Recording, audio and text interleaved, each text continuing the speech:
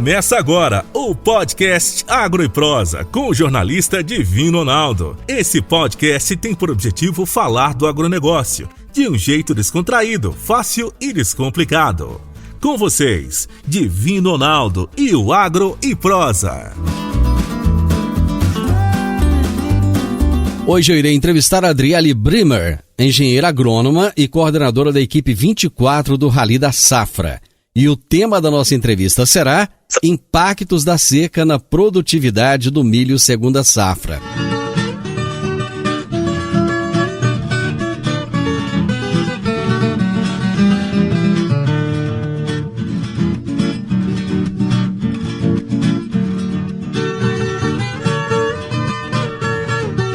Adriele, eu acertei seu nome ou não? Acertou sim, isso aí mesmo. Esse nome ele tem qual origem? Alemã? É alemã, isso mesmo, de origem alemã. Sou do sul, lá de Joinville, Oh, cidade que mais chove em Santa Catarina. terra boa, Joinville. E me conta uma coisa, quanto tempo você está no trecho aí viajando com o Rally da Safra? Olha, já é meu terceiro rally, já trabalho há 3 anos aí na Agroconsult, né, que é a empresa organizadora do Rally da Safra. E já tô todo ano e a gente passa muito tempo no trecho, né? Hoje está completando aí 5 dias que eu tô no trecho aí na pegada avaliando as lavouras de milho safrinha. Cada equipe dessa acaba rodando aí em torno de quantos quilômetros? Aí você tem uma noção? Ao final do trabalho? Depende muito da região que a gente está rodando, né? Algumas é um pouco mais, algumas é um pouco menos, mas varia de 2 até 3 mil quilômetros algumas equipes. Mas vocês fazem isso em 5 dias? De 5 a 6 dias, mais ou menos. Por exemplo, ontem eu rodei 650 quilômetros. Poxa vida. Mas, e me conta uma coisa, como é que vocês fazem esse trabalho? Como é que vocês escolhem as propriedades que vocês irão visitar, os produtores com quem vocês irão conversar? Como é que é? Então, a gente faz toda essa escolha de maneira aleatória, né? A região a gente já tem pré-delimitada, a rota que a gente vai passar baseado na ocorrência, né, de lavouras, né? As regiões onde mais se encontram lavouras. E sempre tentamos ir para outras regiões aí de expansão para ir conhecendo um pouco mais, né? Mas você chega... As paradas para as análises são todas aleatórias, né? Ah, tá. E daí, até antes da pandemia, a gente fazia bastante visita a produtores, né? Alguns produtores que a gente tinha indicação e conforme a gente ia encontrando, né? Agora, por conta da pandemia, a gente está focando o trabalho presencial somente às amostras de campo e deixamos todas essas visitas, essas partes de conversa, a gente está fazendo de maneira online, né? Direto do escritório, para dar mais segurança tanto para a gente quanto para o produtor também. Não, bacana. Quais são as áreas que vocês estão avaliando nessa etapa do Rally? Então, a gente saiu de Cuiabá, fizemos ali a região sudeste do Mato Grosso, de Campo Verde, Primavera do Leste, Rondonópolis, e entramos no Goiás, né? Daí percorremos a região de Mineiro, Serranópolis, Jataí e todo o entorno de Rio Verde, né? Toda a região de Rio Verde. A situação do Mato Grosso, ela está semelhante à situação de Goiás ou não? Não, o Mato Grosso a gente diz que é um degrauzinho até 2 superiores ao Goiás, né? Tivemos problemas de chuva lá no Mato Grosso também, mas num grau um pouco menor quando comparado ao que ocorreu aqui no Goiás. Bom, vamos pegar aqui o sul-sudoeste goiano, o sudoeste goiano, basicamente. Quais são os impactos das chuvas irregulares e mal distribuídas dessa temporada? Então, a gente tem observado uma série de impactos, né? Tanto na questão de stand, né? Que algumas lavouras acabaram pegando chuvas irregulares desde a implantação. Então, tem um pouco dessa irregularidade de stand, mas o que a gente mais vê os reflexos é na fase de floração e enchimento de grão, né? Então, a ocorrência de espigas falhadas, que a gente chama, né, que não houve a polinização, com a formação de grãos extremamente falhada, é o que a gente tem encontrado muito. A formação de chupeta, né, que é aquela parte superior da espiga sem a formação de grão, sem o enchimento, que é extremamente característico da falta de chuva e de chuvas irregulares, né.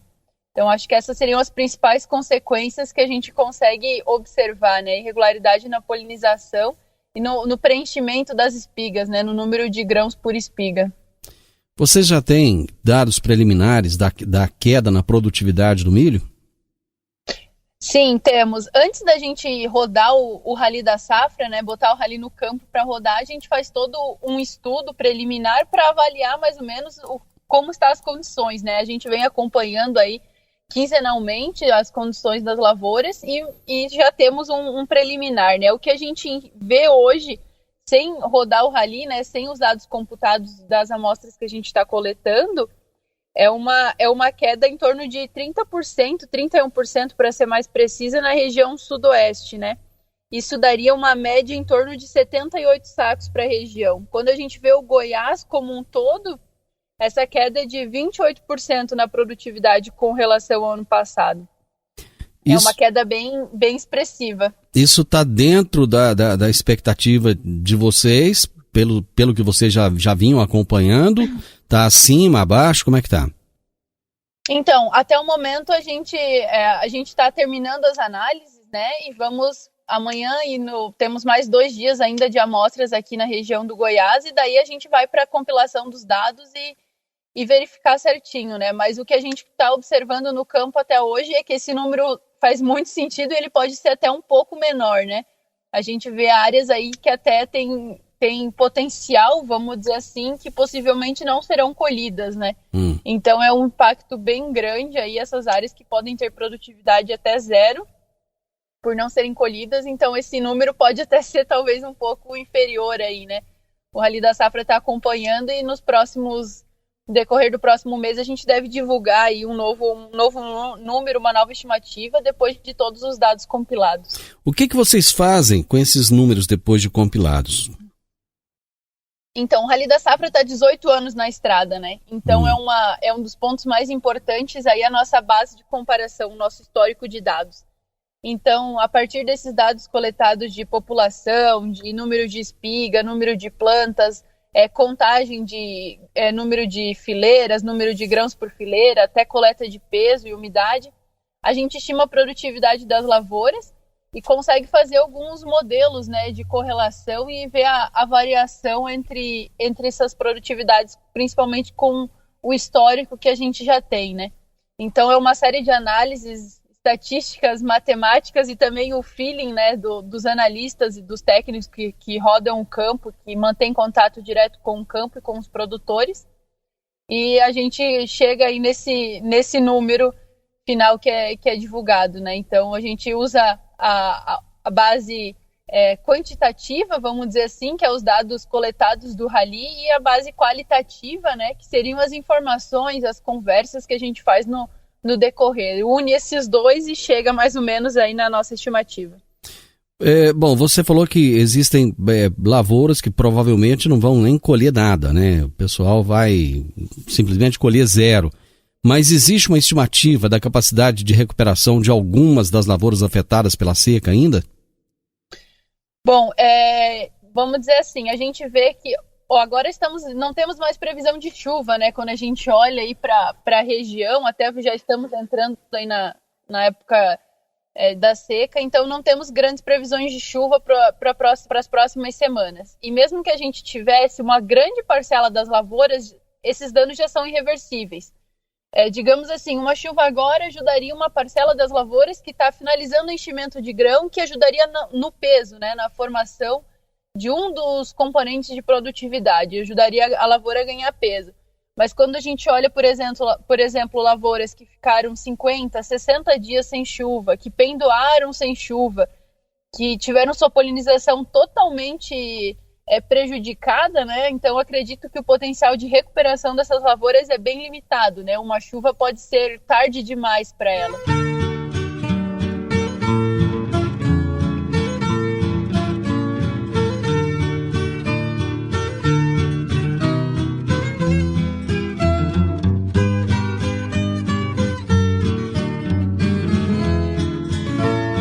Adriele, quando vocês olham a situação de Goiás, a situação do Mato Grosso, comparado com outras regiões do país, como é que nós estamos?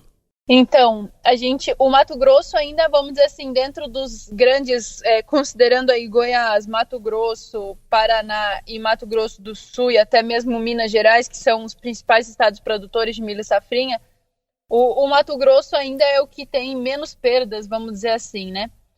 Goiás e Minas estão juntos, tem uma parcela de perda semelhante, vem abaixo do Goiás, mas quando a gente olha para o Mato Grosso do Sul e para o Paraná, é um degrau inferior ainda, né? As perdas são bem mais significativas, né? O calendário lá é um pouco mais longo, o pessoal plantou um pouco mais de milho e a chuva lá cortou de maneira bem drástica, o que não é comum para aquela região, né? Então, as lavouras lá, o Rally vai passar lá daqui a 2 semanas para verificar, mas até o momento as nossas estimativas é que aquela região é ainda um degrau abaixo do que a gente tem observado aqui no Goiás. Bom, inicialmente havia uma preocupação muito grande com relação a pragas e doenças, né? Em especial a cigarrinha, o enfezamento, e parece que isso acabou ficando em segundo plano. Como é que foi o impacto das pragas e doenças nessa temporada? Bom, com relação a pragas e doenças, eu acho que a gente tem que voltar um pouco antes da cigarrinha ainda e chamar atenção para o percevejo, né? Percevejo é uma praga que a gente já encontra bastante na soja, que é um manejo contínuo, vamos dizer assim, que o produtor tem que fazer. E a gente ouvia muitos relatos e vimos infestações muito grandes de percevejo no início, né? No início da implantação do milho, que causa bastante problema de stand, pode causar plantas perfilhadas, e esses problemas podem se complicar até depois, mais na frente, na planta não emitir espigas. Então, o percevejo foi um dos problemas que a gente ouvia muitos relatos, que tinha alta incidência. A gente vê alguns danos dele, né, hoje nas lavouras, mas, como você disse, ficou em segundo plano depois de toda a seca.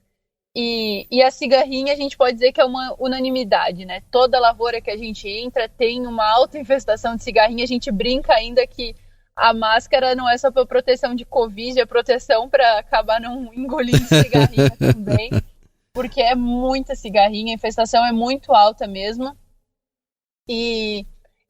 Quando a gente vê a cigarrinha, só acaba não vendo dano, né? Agora, quando chega mais para o final das lavouras, é que a gente consegue observar se a cigarrinha estava ou não contaminada e acaba transmitindo, como você citou, enfezamento. A gente observou, sim, algumas áreas com enfezamento, mas é algo muito pontual ainda, né? Então, a gente ainda não pode ter clareza de qual é o efeito desse problema, mas em lavouras pontuais, em áreas pontuais, a gente encontrou sinal de enfezamento, sim. Mas a cigarrinha é unanimidade aí, todas as lavouras têm, e eu acho que o produtor tem que tomar bastante cuidado aí com essa praga, que pode acabar ganhando espaço, vamos dizer assim, nos próximos anos. Inicialmente parece que havia uma preocupação, inclusive do Ministério da Agricultura, com o sul do país. Parece que a infestação ela não vinha assim, em níveis altos lá no Paraná, Santa Catarina, no Rio Grande do Sul, né? E acabou que esses níveis de infestação esse ano parece que estão piores, né? Isso, na região sul do Brasil como um todo, até parte, vamos dizer assim, norte do Rio Grande do Sul ali, na divisa com Santa Catarina, a gente ouviu muitos relatos de cigarrinha e milho-verão.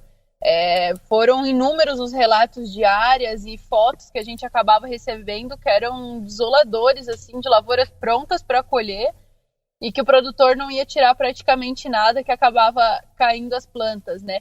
Mas a gente teve na região sul, além do problema da cigarrinha, problema grande com seca, o que acabou enfraquecendo um pouco o caule das lavouras e favorecendo essa queda, né? Então foi uma associação de fatores, mas realmente todo o sul do Brasil, a incidência de cigarrinha foi muito alta, tivemos um aumento muito grande e o governo, né, no caso Santa Catarina, a Epagre, por exemplo, já lança alguns manejos, aí algumas sugestões para o produtor para aprender a lidar com a cigarrinha, porque o milho é uma cultura extremamente importante para a região, né? Visto toda a cadeia de produção animal, é necessária a produção do milho, mas com a presença da cigarrinha nos níveis que estavam, né, é bem complicado. A gente tem até materiais que são até tolerantes, vamos dizer assim, mas não resistentes, né? Então existe uma grande diferença entre uma tolerância e uma resistência de um material a determinada doença, né? E aí, no caso do ataque da praga, que vai gerar um enfezamento. Mas vamos ver, né? Eu acho que a agricultura está o tempo inteiro se remodelando e com certeza logo a gente consegue aí novos materiais mais resistentes e até manejos mais eficientes para esse controle. Eu gostaria que você desse uma explicação bem didática. Então, nós temos muitos ouvintes que não são do agronegócio, mas que gostam do programa, que gostam de saber notícias do agronegócio. Qual que é essa diferença que você falou entre tolerância e resistência? Certo. Resistência, vamos dizer assim, que seria a total resistência, né? A planta, ela não pega, vamos dizer assim, bem didaticamente, ela não pega determinada doença, né? E a tolerância significa que ela tolera a presença em determinados níveis, né? A partir de determinado nível, ela já começa a causar dano. Então, quando ela é resistente, ela tolera qualquer nível, vamos dizer assim, né? E quando ela é tolerante, ela tolera normalmente um nível bem baixo da presença da doença, e depois disso ela já inicia a causar dano. Bom, existe uma preocupação muito grande com essa questão hídrica, né? Com o estresse hídrico e tal. Você acha que com o trabalho de vocês aí, a evolução, vocês acham que vão sair novas variedades resistentes ao estresse hídrico aí no curto prazo? Porque a impressão que a gente tem é que a cada ano só piora, né? As chuvas estão muito irregulares e acaba que o produtor fica à mercê dessa situação. A gente sempre diz que a agricultura é a empresa céu aberto, né? A empresa do produtor é céu aberto. Então, hoje em dia, o produtor ele tem como conseguir conhecimento para a gestão da sua fazenda, conhecimento técnico para plantar, para toda a parte de proteção do cultivo, de pragas, doenças, plantas daninhas e até mesmo colheita, né? Temos tecnologia para tudo, né? Mas infelizmente ainda fica refém de São Pedro, vamos dizer assim, né? De quando que vai vir a chuva e como que vai ser o clima, né? Então, infelizmente, isso preocupa muito. A gente trabalha bastante com alguns modelos. Nessa última safra, os modelos marcavam chuva, acabava não vindo, acabava falhando. Então, a gente tem bastante irregularidade. Com relação a essa questão de cultivares resistentes, tolerantes, vamos dizer assim, né? Com relação à tolerância seca, já tem alguns estudos que já mostram alguns genes que são tolerantes às secas, e algumas empresas já desenvolvem alguns materiais que têm essa determinada tolerância, vamos dizer assim, né? Mas, infelizmente, mesmo o produtor plantando essa cultivar, ou até mesmo que evolua mais ainda e venham mais cultivares para o mercado, o temor com relação à seca sempre vai existir, né? Porque é uma coisa viva, então a gente necessita de água para desenvolver e produzir, né? Mas realmente essa questão climática está em alta e vamos ver como é que vai ser essa próxima safra, né? Porque o problema do milho safrinha já veio desde a soja, né? Então é bem difícil, mas acho que a gente já tem pesquisas nessa área e eu acredito que em breve deve evoluir e lançarem mais materiais nesse sentido. Pô, eu falei um dado aqui, mas baseado no meu achismo, né? Agora, como você já tem 18 anos que estão compilando esses dados e tal, né? Eu falei que as chuvas estão cada vez mais escassas e difíceis. Quer dizer, esse é um dado verídico ou é só uma percepção errônea? Bom, eu acho que as chuvas mais escassas talvez não seja o termo correto, né? A gente tem muita irregularidade climática, então temos anos... Normalmente a gente pode dividir em anos neutros, anos de Laninha e anos de El Ninho. Meteorologia, vamos dizer assim, não é a minha especialidade, né? Mas a gente vem de um ano que tivemos, vamos dizer assim, vários fenômenos meteorológicos atuando. Então, a cada momento a atmosfera apresentava um Laninha, depois ela apresentou-se como um ano neutro. Então, teve essa oscilação muito grande, né? Tivemos alguns resfriamento de algumas águas do oceano que acabavam impedindo a chegada de chuvas no centro-oeste, então marcava previsão, só que essas águas impediam. Então, é uma série de fenômenos meteorológicos que acabam atuando, vamos dizer assim, né? Mas, vamos dizer assim, nesse último ano, a irregularidade foi muito acima da média, né? Mas a gente sempre tem que prestar atenção nas condições, na previsão meteorológica, né? Se temos um ano neutro, um ano de Laninha, um ano de El Ninho, isso faz muito sentido. Esse último ano eu acho que foi um pouco mais bagunçado que o normal, vamos usar esse termo assim, né? E acredito que temos esperança, né, que o próximo ano seja um pouco um pouco mais suave com relação a isso, né? É cedo já para a gente falar em previsões para o próximo ano, né? Então, ainda não trabalhamos com isso, mas esse último ano foi irregular acima do normal. Agro e Prosa, falando do agronegócio de um jeito descontraído, fácil e descomplicado.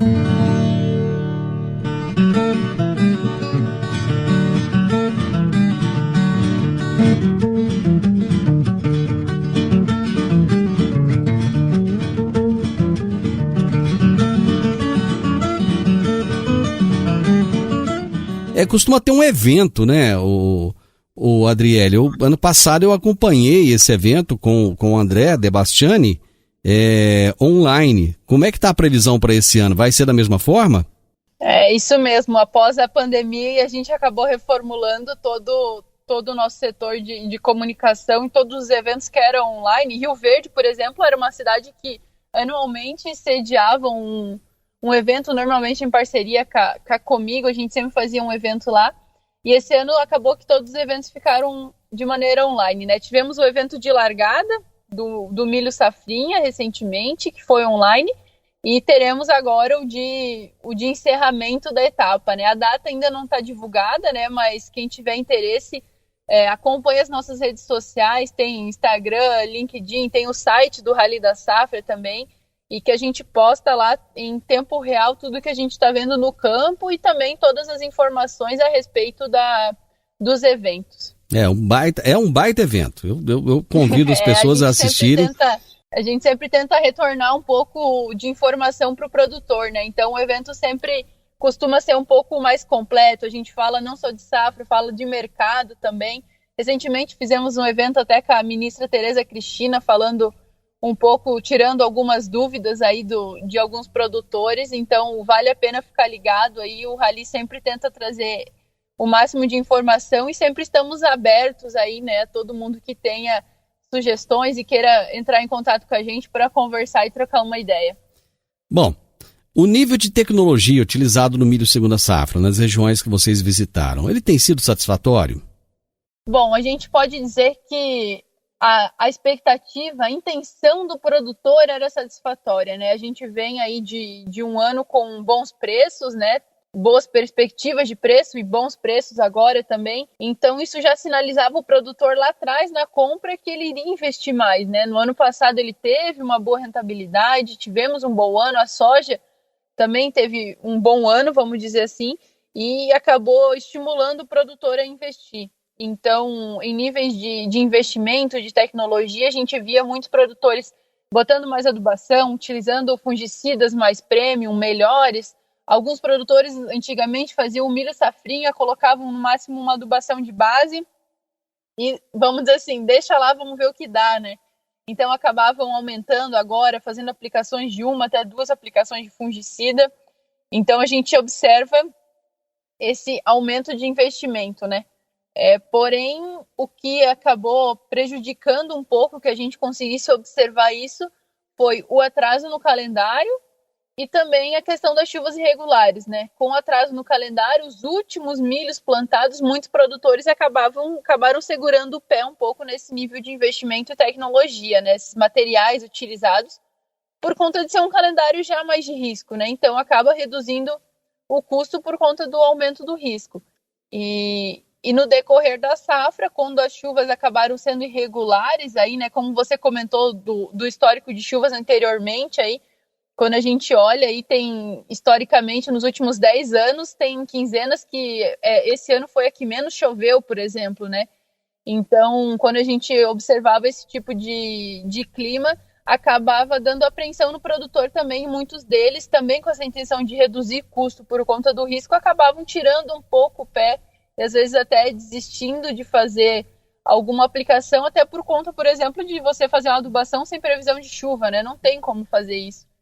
Então, a intenção, vamos dizer assim, era a gente observar muito mais investimento, e acredito que até o resultado dessa safra não seja menor ainda por conta desses bons investimentos, até mesmo nas primeiras áreas plantadas, ainda dentro de um calendário ideal, né?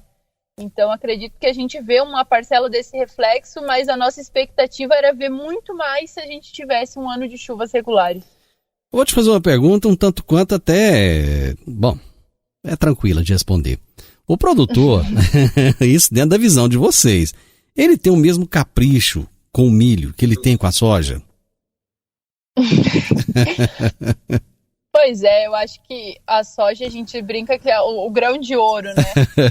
Então, o milho safrinha normalmente ele é utilizado para uma diluição de custos, vamos dizer assim, né? O produtor acabar tendo uma renda extra, tendo, no caso de áreas arrendadas, ter pagar o arrendo, ou paga o arrendo com a soja, tem um lucro com o milho. Então, muitas vezes ele era visto dessa forma, né? Hoje em dia, na minha opinião, o produtor tem visto o milho de uma maneira diferente, né? O milho no intuito de aumentar a rentabilidade dele e em muitos casos ter aí boas margens satisfatórias para o risco que se corre em implantar um milho safrinha, né? Então, eu acho que ainda o cuidado um pouco maior é ainda com a soja, por ser a parcela principal da safra, né? Mas o milho vem ganhando um cantinho especial aí no coração do produtor e vem ganhando o seu espaço. E eu acho que o produtor já está vendo de maneira diferente a implantação da lavoura de milho safrinha e os investimentos que podem ser feitos nele. Bom, só para terminar, muitos produtores plantaram fora da janela adequada. Você acha que eles subestimaram as questões climáticas que poderiam ser insatisfatórias, como acabaram sendo, ou eles não tinham para onde correr?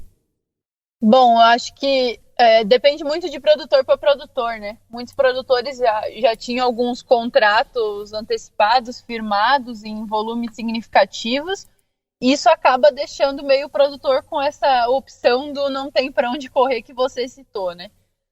Mas, por outro lado, eu, por exemplo, me coloco no lugar do produtor, né? Você tem a semente no barracão, tem todos os insumos comprados para fazer a cultura e você tem preço bom, perspectiva de preço futuro positiva.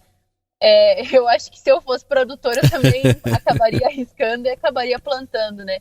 Eu acho que o bom senso, vamos dizer assim, sempre existe, né? Tanto que a gente vê aí várias áreas até com sorgo e milheto, que acabaram nas áreas extremamente tardias e áreas secundárias, um pouco mais arenosas, acabaram ganhando espaço, essas outras culturas. Mas mesmo assim, eu acho que o produtor, ele faz o investimento dele já, a programação dele bem antecipada, né? Então, muitas vezes, ele não tem muito para onde correr, né? Então, é o risco que se corre da agricultura a céu aberto. Na realidade, eu acho que o produtor, ele tem muita fé, né? E ele trabalha com muita fé. Mas, Adriele, obrigado. Chegamos ao final do nosso tempo aqui, da nossa entrevista. Bate-papo gostoso com você. Agradeço imensamente e estamos sempre à disposição sua e do Rally da Safra de uma forma geral. Obrigado, viu? Não, eu que agradeço aí, Divino. Muito obrigada pela conversa aí. Um abraço a todos, espero que as informações aí, a nossa conversa tenha sido interessante para todo mundo, e o Rally da Safra está sempre de portas abertas, aí procurem a gente nas nossas redes sociais, que a gente sempre está disposto a trocar informação. E ainda só para complementar, a gente tem um WhatsApp do Rally da Safra, é só acessar as nossas redes sociais que lá tem disponível, e por meio desse WhatsApp a gente envia vários informativos aí em tempo real com aquilo que a gente vem acompanhando do campo, né? Então, até para os produtores aí que quiserem a informação saindo do forno, vamos dizer assim, tem aí essa possibilidade. E também tem o nosso site aí do Rally da Safra, em que sempre no fim da etapa a gente disponibiliza lá um e-book completo com todas as informações coletadas, resumidas lá, com o que é mais relevante para cada região. Então fica aí o convite e meu muito obrigado aí pela conversa. Estamos sempre à disposição. Você ouviu o podcast Agro e Prosa. Se gostou, compartilhe, recomende e nos siga nas diferentes plataformas de podcast.